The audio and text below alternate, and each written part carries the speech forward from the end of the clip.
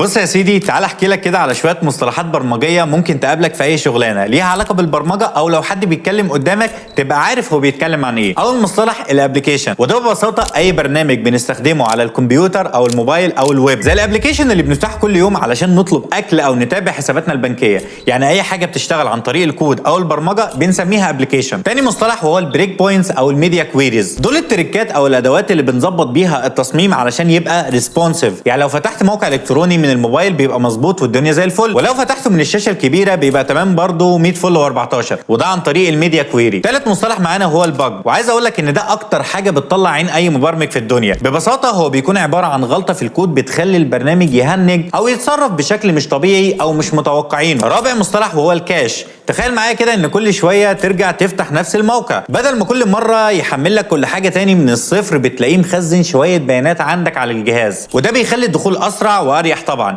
لانك بالفعل شايل معاك شويه معلومات متخزنه لايك وفولو وتحول لمبرمج.